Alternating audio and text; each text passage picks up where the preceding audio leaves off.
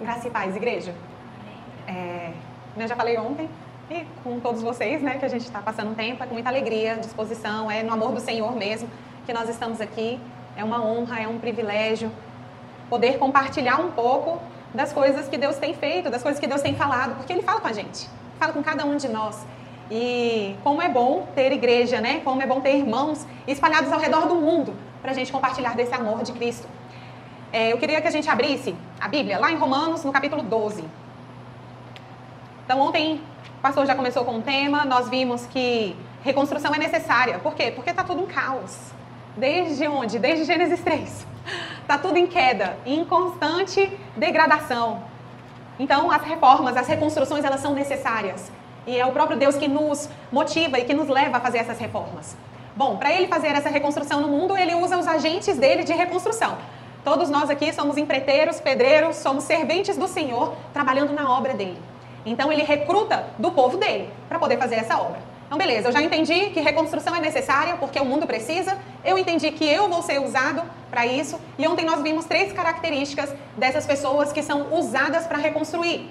E nós vimos que essas pessoas, elas precisam ser compromissadas com os valores do reino, elas precisam ser compromissadas com a palavra de Deus e elas precisam ser compromissadas com o povo de Deus. Então, os 3 caminham juntas, valores, palavra e pessoas. Nós somos comunitários, né? Há um pensamento que diz que nós somos seres individuais. E ultimamente a gente olha muito para dentro, as nossas emoções, a nossa casa, o nosso jeito, aquilo que nós queremos, a nossa felicidade. Mas na Bíblia, em momento nenhum, nós somos chamados para nós mesmos, nós somos chamados para o outro. E é por isso que nós vemos tanta mutualidade na Bíblia. É sempre uns aos outros, é eu servindo os outros, é eu trabalhando no outro e o outro trabalhando em mim. Então, nós já vimos, o mundo está em queda, o mundo precisa, nós somos esses reconstrutores, nós precisamos ser reconstrutores compromissados e hoje nós vamos ver quais são as ferramentas que nós vamos usar. E está lá em Romanos 12. Nós vamos ler do 1 até o 8, tá? Eu estou lendo na ARA, mas acompanhe aí na versão que você tiver. E nessa que está projetada, que é a NAA. Vai mudar algumas palavras, mas pega a essência aí dos versículos, tá? O título que vem para mim é Nova Vida, a Nova Vida, e diz assim: Rogo-vos, pois, irmãos, pelas misericórdias de Deus, que apresenteis o vosso corpo por sacrifício vivo, santo e agradável a Deus, que é o vosso culto racional.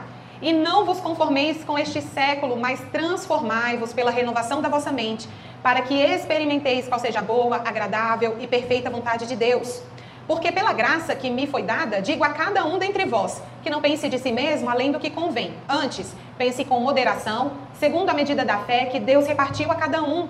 Porque assim como num só corpo temos muitos membros, mas nem todos os membros têm a mesma função, assim também nós, conquanto muitos, somos um só corpo em Cristo e membros uns dos outros. Tendo, porém, diferentes dons, segundo a graça que nos foi dada, se profecia, seja segundo a proporção da fé. Se ministério, dediquemo-nos ao ministério. Ou o que ensina, esmere-se no fazê-lo. Ou o que exorta, faça-o com dedicação. O que contribui, com liberalidade. O que preside, com diligência. Quem exerce misericórdia, com alegria. Senhor Jesus, essa é a Tua palavra. Eu te peço, Deus, que o Senhor abra o nosso entendimento, nos dê discernimento. Santo Espírito, precisamos da Sua capacitação nesse momento para compreendermos aquilo que o Senhor quer de nós, quer falar conosco. Abra os nossos ouvidos e que eles estejam atentos à Tua palavra, no nome de Jesus. Amém. Você conhece a teoria das janelas quebradas? Não sei se eu já falei sobre ela, mas o prefeito de Nova York, na verdade, um prefeito, ele tentou comprovar uma relação causal entre desordem e criminalidade. Então ele pegou 2 carros, deixou um numa região do Brooklyn, em Nova York, e deixou outro numa região mais sofisticada, um pouco mais rica, em Palo Alto, lá na Califórnia. O carro que estava no Bronx, na verdade, ele, em poucas horas, ele foi todo depredado. Todo. Ficou, assim, com as janelas, estava todo depredado mesmo. E o carro de Palo Alto, que estava lá nessa região nobre da Califórnia, ele permaneceu inteiro. A experiência podia ter parado aí, mas, na verdade, eles prosseguiram um pouco mais. E aí, o que eles fizeram? Quebraram uma das janelas desse carro que estava lá em Palo Alto. Bastou algumas horas e o carro ficou exatamente como aquele deixado lá no Bronx, todo depredado. O que eles estavam querendo dizer com isso? E o que esse prefeito começou a investir na cidade? Não deixar pequenos delitos. Não deixar pequenas situações que pudesse trazer um mal maior. Então, as pichações, os edifícios de prédio, os prédios, né, que às vezes ficam abandonados e as janelas vão sendo quebradas e logo vem moradores e começam a tomar conta, drogados, e ali virar um ponto de drogadição. Então, o que ele começou a fazer? A restaurar rapidamente essa situação para que o mal não prosseguisse. O que ele estava querendo dizer? Caos gera caos. Eu já vi essa teoria aplicada em várias áreas da vida, né? Até inclusive numa situação, por exemplo, doméstica. Basta você colocar uma camiseta em cima de uma cadeira e logo depois já tem uma pilha de roupa. Para as mulheres que recolhem as roupas no varal, os homens também, né? Recolhe as roupas no varal. Se você não dobrar e guardar, logo aquela montanha estará imensa. Um prato sujo, um copo sujo, estudos para os estudantes. Deixa acumular as matérias e logo depois a gente tem uma situação caótica para poder administrar. Hoje eu queria trazer isso um pouco para a nossa vida espiritual. E será que vamos conseguir fazer isso? Lá em Romanos 12, ele começa falando sobre a nossa nova vida, sobre o sacrifício que Cristo fez, até o capítulo 11. Paulo vem todo construindo um argumento sobre uma forma de compreender correta. Ele vem trazendo o que Cristo fez e que nós não poderíamos fazer, nós não buscávamos a Deus, nós não o encontraríamos se Ele não nos tivesse achado. E ele vem trazendo esse pensamento e falando tudo que Cristo fez na cruz por nós, para que nos desse essa nova vida. Não foi, então, na base do meu mérito, na minha consciência, nem na minha linhagem. Aqueles judeus que se achavam muito, né, ali da família, nossa, é porque eu sou filho de Abraão. Na verdade, todos nós somos hoje por causa da fé. E Paulo vem trazendo todo esse pensamento. E em Romanos 12, ele faz essa mudança, assim, de pensamento. Bom, uma vez que vocês estão com o ensino correto, uma vez que vocês compreenderam qual é a correta doutrina, o pensamento, toda essa argumentação, agora nós precisamos responder a essa graça que nos atingiu, a essa graça que atropelou as nossas vidas. Ela tem que nos dar uma nova postura. E é essa tal nova vida. Se a gente for olhar ali no capítulo 11, no finalzinho, depois que ele constrói o argumento, ele vem, ó profundidade da riqueza, tanto da sabedoria quanto do conhecimento de Deus. Quem conheceu essa mente? Que Deus é esse, maravilhoso, grande em graça e em bondade? Quem somos nós diante desse maravilhoso Deus? Porque dele, por meio dele, para ele, são todas as coisas, a ele a glória eternamente. Amém.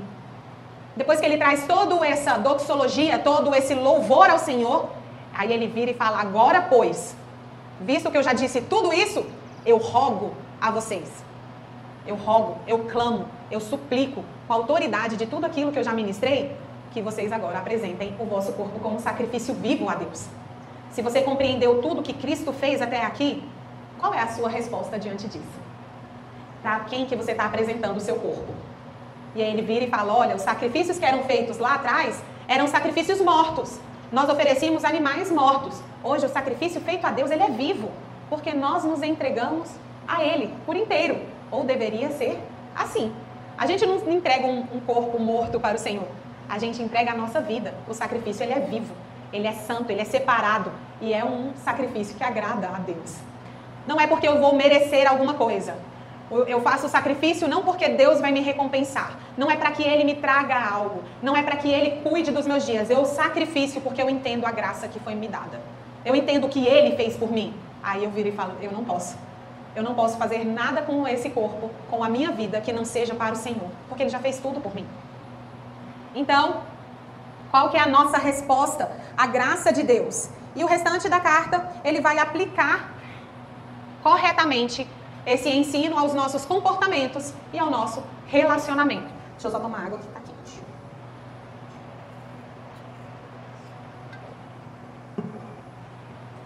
O que tem te movido? Para o que você tem vivido? Qual é a motivação? O que está por detrás das suas ações? Por que você acorda todo dia, trabalha, sai da sua cama? O que te move? Para Paulo aqui deveria ser uma gratidão. E aí ele fala, logo no versículo 2, depois que ele traz essa parte de você se oferecer a Deus, ele vira e fala que você não pode se conformar com esse século, mas você que tem que transformar pela renovação da sua mente. E o que é essa renovação da mente e o que é esse conformar com o século? Querido, se hoje nós fôssemos fazer o que o mundo faz, nós estaríamos perdidos. Esse é o se conformar, é você tomar a forma do mundo, é você se pôr numa forma igual a eles. E olha que eu nem estou falando desses pecados que são escandalosos. Aqui a gente não vai entrar no mérito só desses que são absurdos. Nós não estamos falando só de adultério, não estamos falando só de drogadição, nós não estamos falando só de pornografia.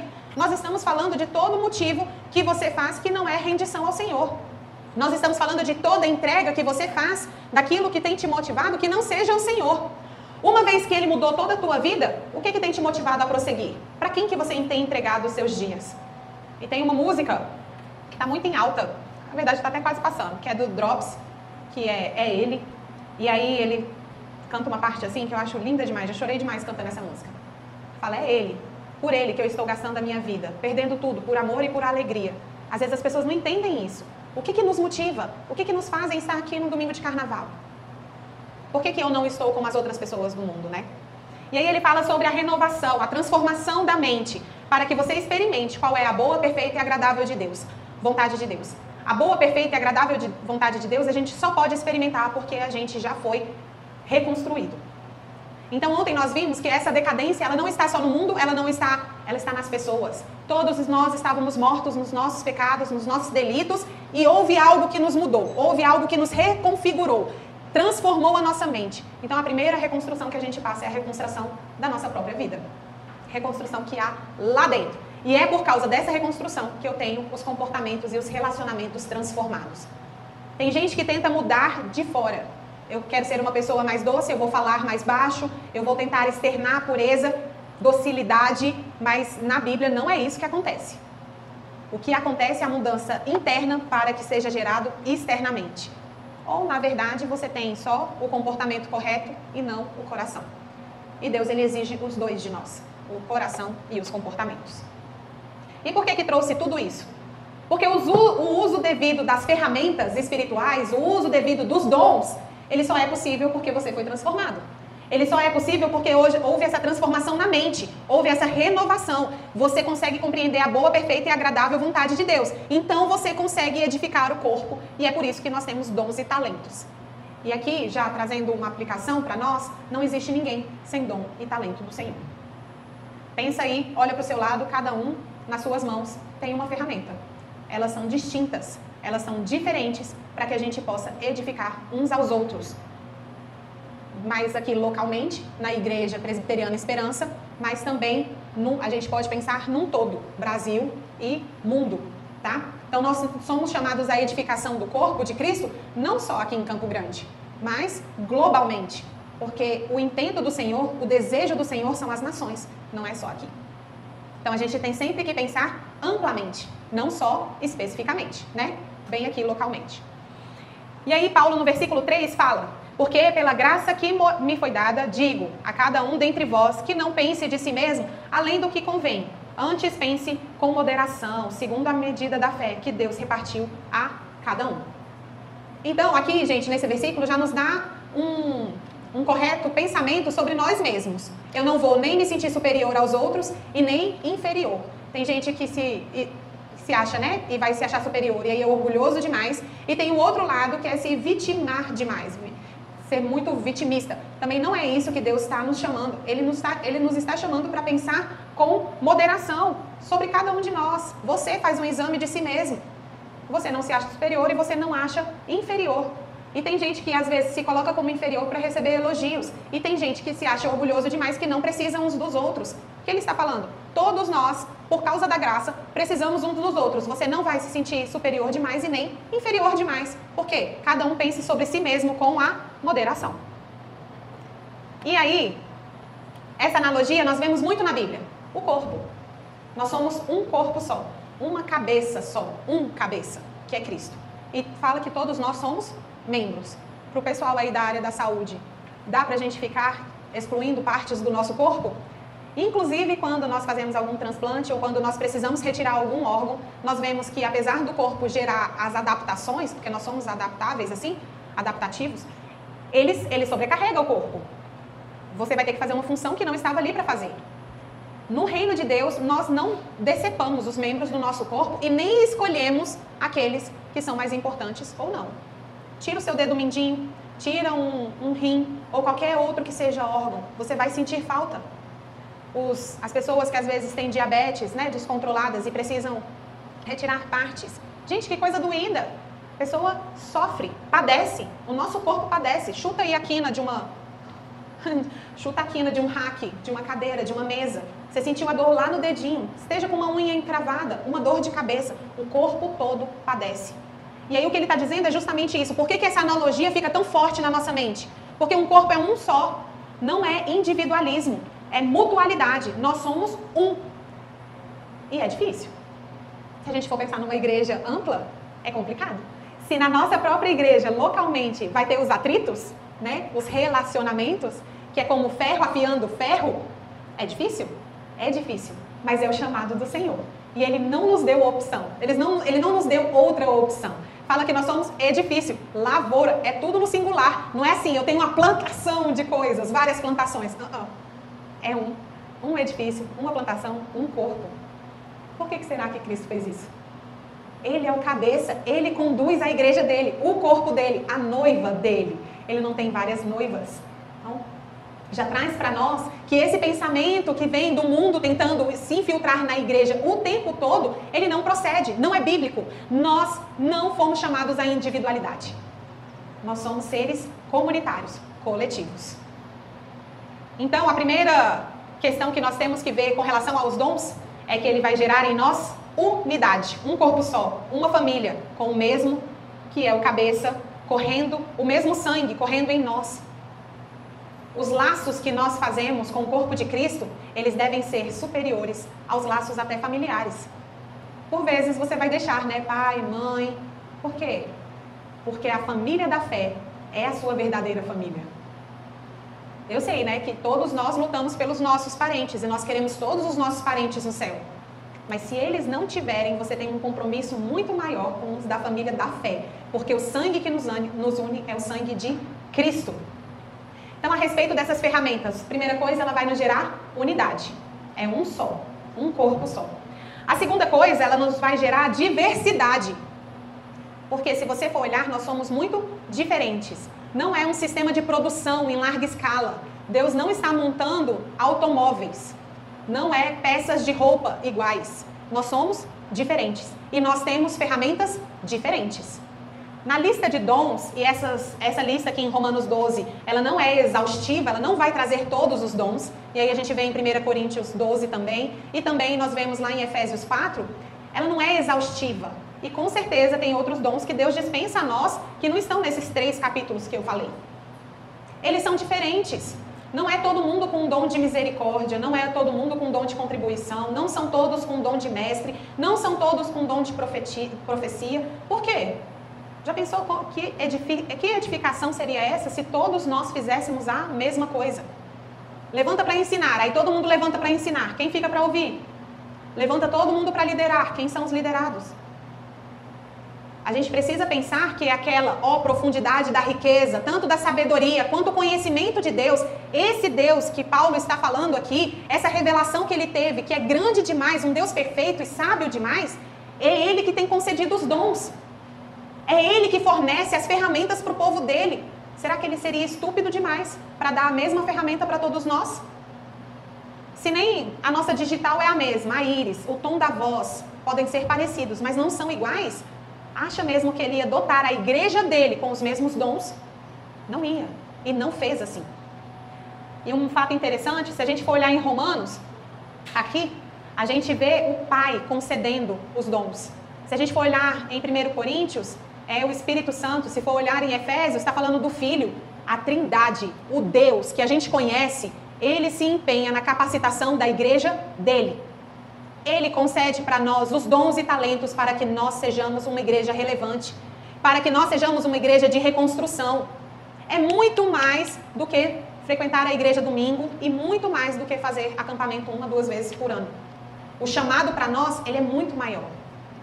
Amplia. É muito mais do que a igreja ali localizada em Campo Grande. E olha que já seria uma grande coisa quando a gente pensa assim. Então, ela tem a diversidade. Ela também vai ter a mutualidade. Os membros uns dos outros, servindo uns aos outros, protegendo uns aos outros, todos trabalhando para a edificação. Olha como é bonito isso. O dom, se ele é dado por Deus, Deus ele não vai tirar de você, porque ele tem um propósito para que esse dom permaneça, né, na sua vida, para que você edifique a igreja. Mas se você não usa em favor do outro, o que você está fazendo com isso? É uma apropriação indébita. É algo que Deus te deu, mas você está se apropriando dele sem o uso correto. Você está retendo algo que não é para reter. Se Deus colocou o dom sobre a sua vida de ensino, é para ser usado com o povo de Deus, é para ser usado na igreja. Se Deus te deu o dom de contribuição, o primeiro lugar que você vai contribuir é com o povo do Senhor. E aqui eu sei que tem as igrejas que levam isso para outro lado, tá? Entrega carro, casa, ninguém está falando disso. O dom de contribuição, ele é bíblico, está aqui. E fala que é Deus que deu. São aquelas pessoas, e eu conheci uma lá na minha igreja. Gente, ela não se expunha, ninguém sabia que ela estava contribuindo, mas é algo fora do normal mesmo. Ela não precisava de ninguém ficar impelindo para que ela contribuísse. Ela abençoava a vida das pessoas. E a maioria das pessoas nem ficava sabendo disso. Uma mulher que tinha muitas posses, mas que era mordoma do Senhor. Mordoma do Senhor. Usava tudo isso para o reino. Não tinha problema de abençoar a vida das pessoas. Hoje nós às vezes queremos reter. Mas para quem que a gente está enchendo esses celeiros? E aí tem uma passagem que o próprio Cristo fala: ô louco, essa noite te pedirão a tua alma. Para quem que você tem preparado? Para quem que nós estamos preparando a nossa alma? Para quem que nós estamos gastando a nossa vida? O uso dos nossos dons é para o outro, Então, se eu tenho o dom de misericórdia, ao ver uma pessoa necessitada, eu não preciso ficar me perguntando, eu vou exercer esse dom.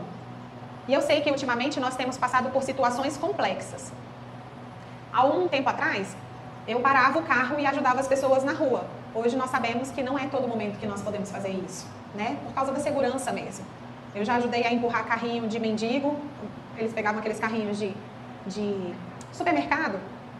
E teve uma vez que um ficou preso, eu parei o carro, desci, ajudei. E hoje a gente vê que não é sempre que você pode fazer essas coisas sem se colocar em risco. Mas, por vezes, nós temos usado o risco e a nossa própria segurança de uma forma exacerbada e nos omitindo de fazer aquilo que Cristo pediu para que nós fizéssemos. Às vezes, nós estamos usando essas coisas como desculpa. Temos visto necessidade e nós não temos nos colocado à disposição.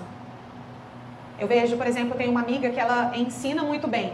E numa situação ela ajudou a filha de uma amiga lá da igreja para poder ir bem nos estudos. Parou o que ela estava fazendo e deu aulas à noite para que ela fosse bem sucedida na escola. São coisas simples. Às vezes você vai fazer um bolo, faz 2, abençoa uma vida de outra pessoa. A gente também estava num acampamento e às vezes essas dúvidas, elas aparecem para todos nós. A gente ia fazer um acampamento lá na igreja de adolescentes. E tem muitos adolescentes lá na nossa igreja que não têm condições de pagar o acampamento. E não é a igreja, a instituição que subsidia. Nós trabalhamos, arrecadamos dinheiro e pagamos esses acampamentos. Só que um dos meninos, ele não era da nossa igreja e aí a gente não estava tendo essa mobilização para ajudá-lo, sabe? Aí na hora eu senti no meu coração, você vai pagar metade da inscrição.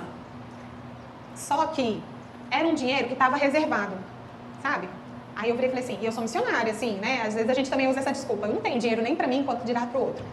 E aí eu fiquei naquela luta e tipo, eu dou, não dou. Aí eu virei e falei assim, gente, como é que eu posso falar disso para outras pessoas se eu não fizer na minha própria vida? O Espírito Santo, eu tenho certeza, foi ele que falou ao meu coração. Aí eu fui e fiz o depósito lá. Falei assim, fulano, olha, esse daqui é do inscrito tal. Não passou 10 minutos.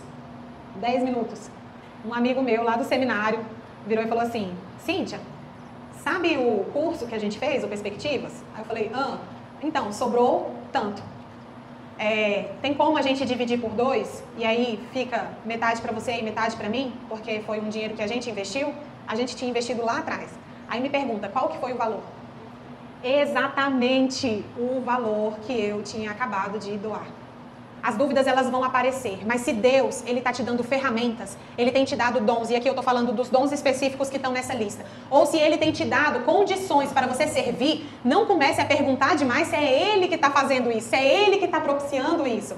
Porque é Ele. O que Deus tem de vista? O que Deus tem de plano para o mundo? Já parou para pensar nisso? Será que é todos nós ficarmos acordando, pagando boleto, dormindo? Não é. Qual é o desejo do Senhor? O que está na palavra dele? O que revela Apocalipse? Quais são os planos de Deus? Eles não estão escondidos. Eles não estão encobertos, eles estão revelados. O que Deus requer de cada um de nós e o que Deus tem de plano para o mundo. Aí a gente vê lá em Apocalipse 5:8. É gente de toda língua, tribo, nação, adorando o Cordeiro. Então, não precisa se perguntar se aquelas capacitações que Deus tem te dado, seus talentos naturais, o que você tem conquistado, o que você tem adquirido de conhecimento, os dons do Espírito Santo, para que Ele tem te capacitado dessa forma? É para você agir na missão dEle, no propósito dEle, para você cumprir aquilo que já está revelado lá em Apocalipse. Deus tem um sonho, está revelado. A missão dEle, abençoar as famílias da terra. Ele está chamando um povo, desde que Ele criou o mundo, para adoração. Um povo para relacionamento. E Ele nos colocou os meios que nós vamos conseguir isso. Através da proclamação do Evangelho e exercendo, edificando a igreja, edificando o corpo dEle. Os seus dons. E aí você pode até parar para pensar. Eu tenho dom? Aí eu já te respondi. Você tem. Qual é ele? E como que eu posso usá-lo para a glória de Deus? Nessa lista aqui, nós temos alguns, né? Então, se profecia, seja segundo a proporção da fé. Se ministério, dediquemo-nos ao ministério. Ou que ensina, esmere-se no fazê-lo. Ou que exorta, faça-o com dedicação. O que contribui, com liberalidade. O que preside, com diligência. Quem exerce misericórdia, com alegria. A gente vê dois grupos, né? Duas categorias de dons aqui. Tem os dons da fala e os dons de serviço. E vê que eles não estão tratando de cargos. Aqui até então não tem falado nada de cargo, de igreja. Não está nos nossos cargos, está naquilo que é a identidade sua. O seu dom, ele vai formar, inclusive, quem você é. Porque ele também vai contribuir para aquilo que você faz. Você é um filho de Deus, dotado da capacitação dele para edificar o teu próximo, para edificar a igreja do Senhor. E aí eu queria que a gente abrisse agora lá. Eu não vou falar sobre cada dom específico, mas só para vocês verem a diversidade que nós temos de dons.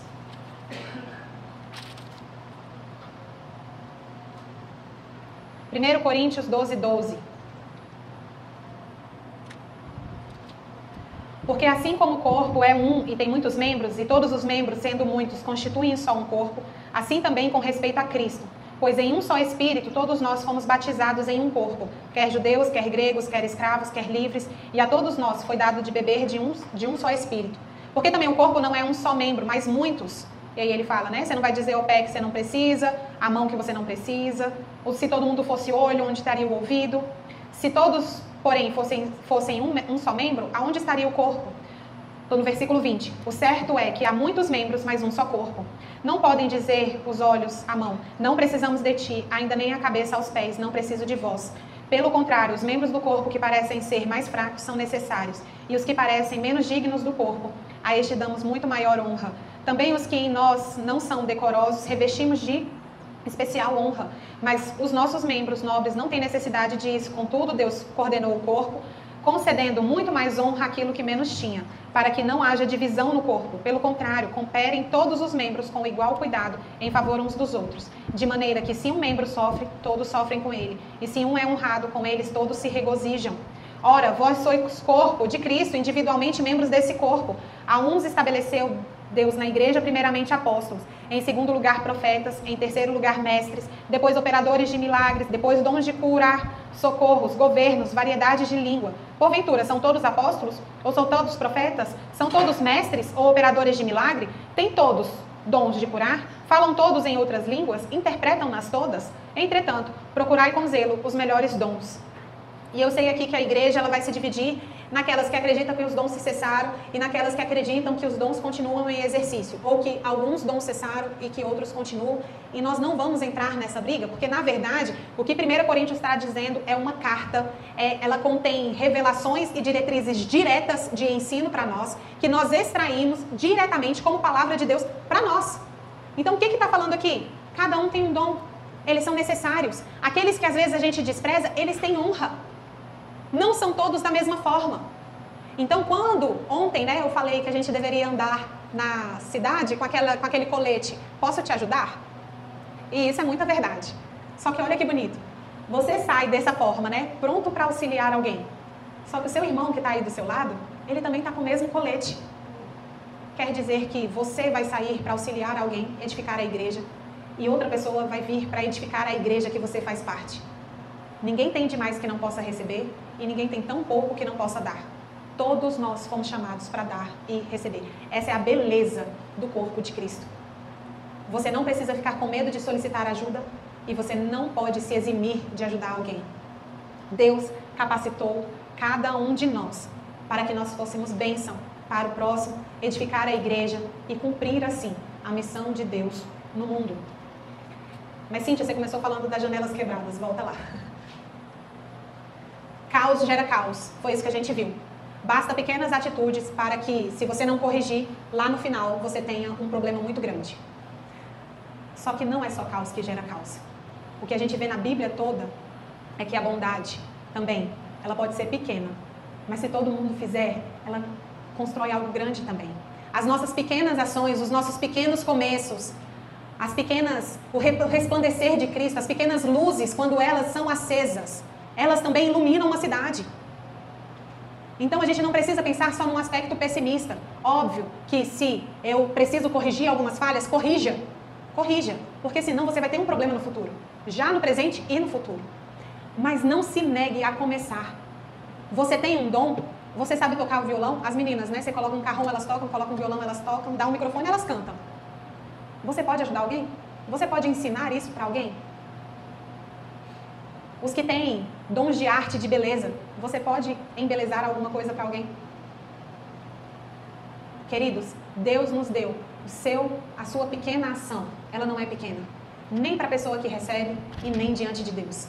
Então a gente não vai pensar nos aspectos pessimistas.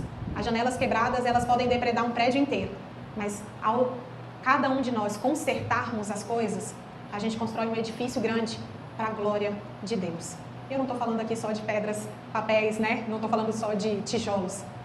Uma igreja relevante, ela vai precisar da pequena ação. É uma grande ação de todo mundo. Amém?